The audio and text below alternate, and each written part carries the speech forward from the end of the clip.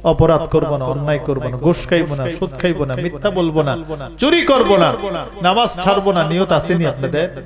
সকলে নিয়ত করে খালেস তওবা করে, তাওবায়ে নাসুহা মনে করে আমরা এখন সকলে বলি আউযু বিল্লাহি মিনাশ শাইতানির রাজীম, বিসমিল্লাহির রহমানির রহিম, আস্তাগফিরুল্লাহ রাব্বি মিন কুল্লি যামবি ওয়া আতুবু ইলাইহি লা হাওলা ওয়ালা কুওয়াতা ইল্লা বিল্লাহিল আলিয়্যিল আযীম।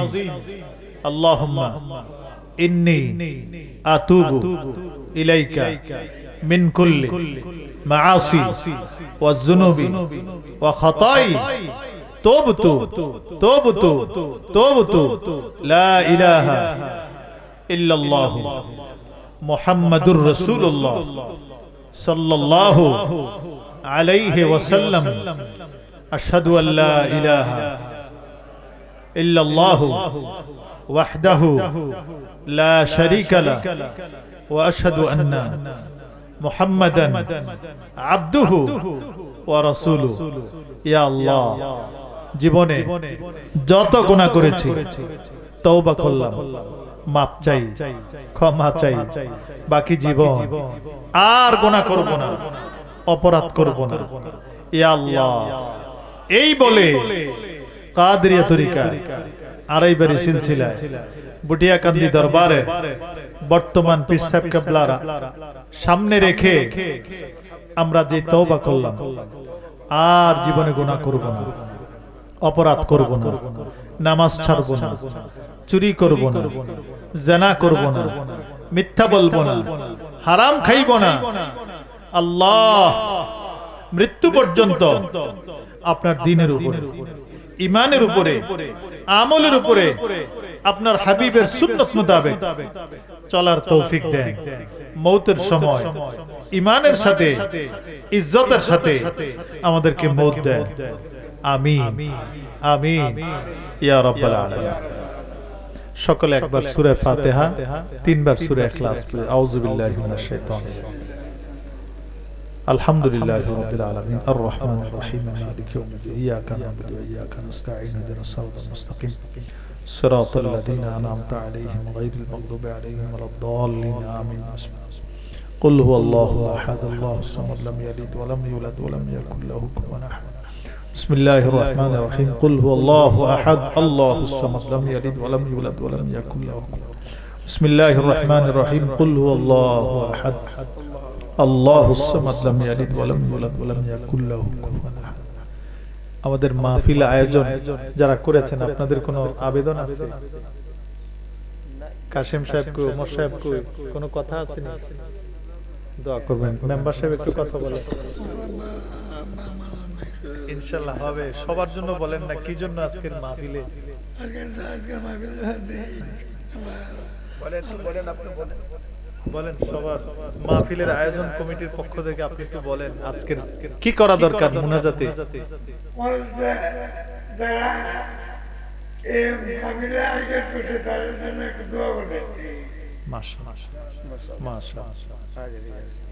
আল্লাহ পাক যেন কবুল করে, সকলে বলে আমিন।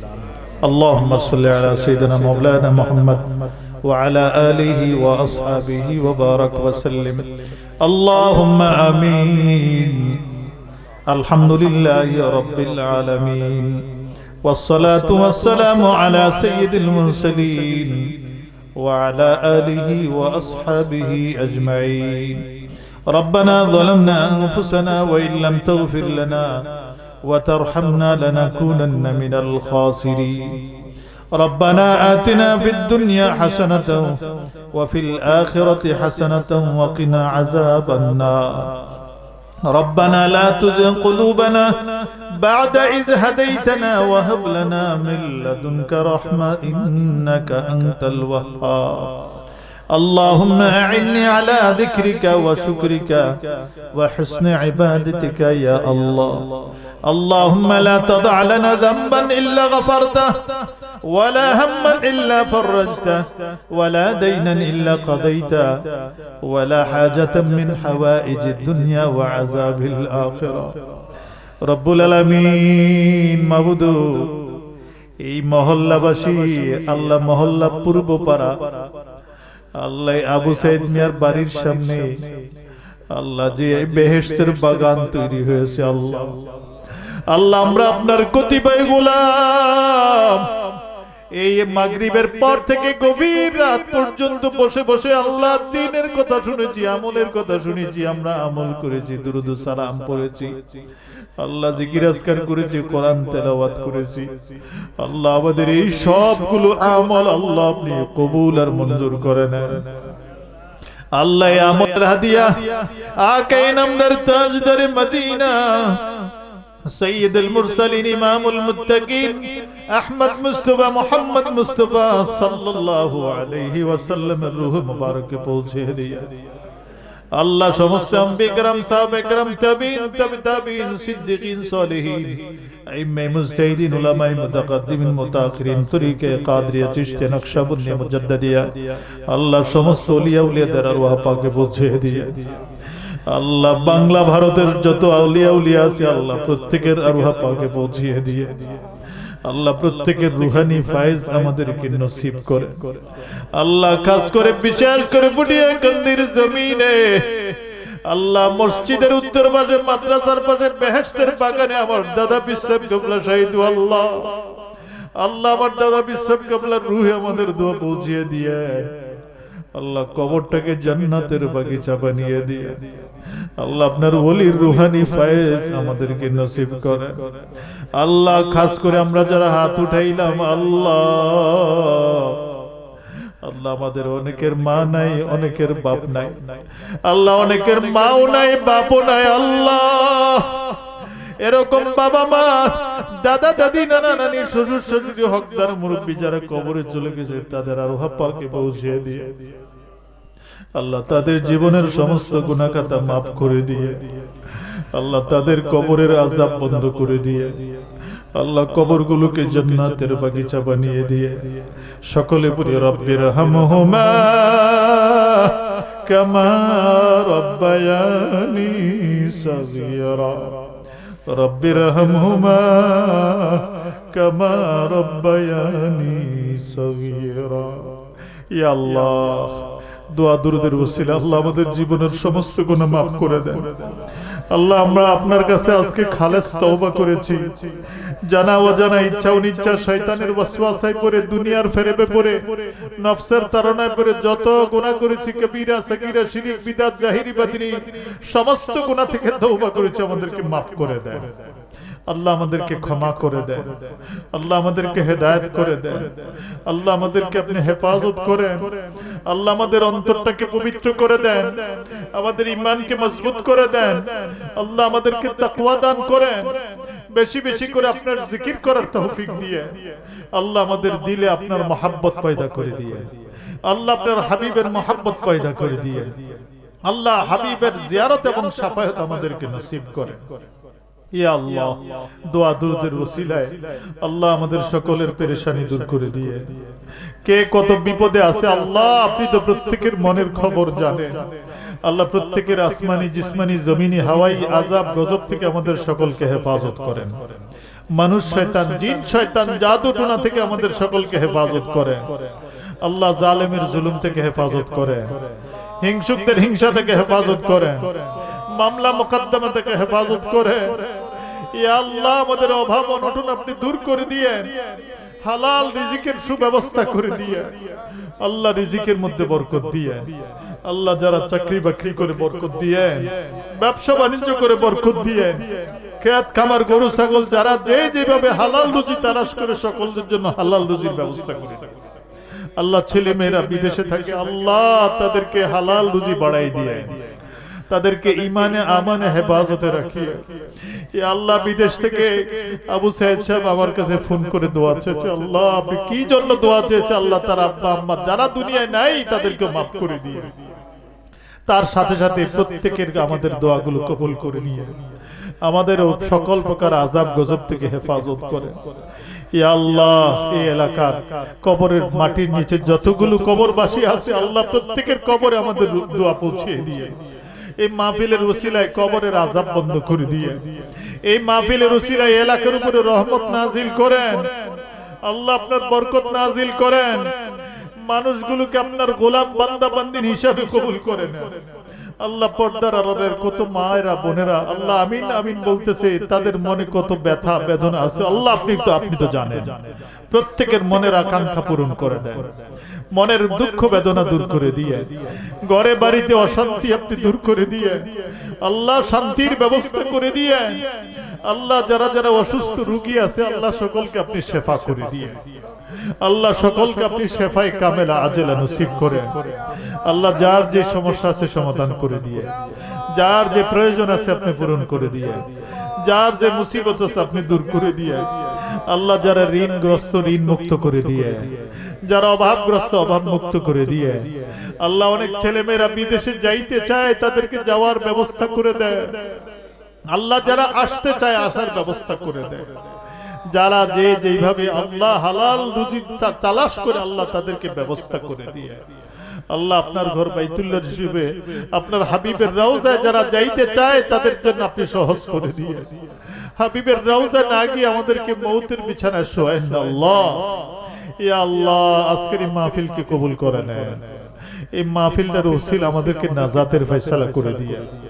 আল্লাহ মাহফিলটাকে আয়োজন করতে গিয়ে কয়েকজন লোক আল্লাহ ইয়া আল্লাহ রাত দিন শ্রম দিয়েছে, টাকা দিয়ে পয়সা দিয়ে আপনার গোলাম বান্দা বান্দিনীরা আল্লাহ তাদেরকে এর জাযায়ে খায়র দান করেন।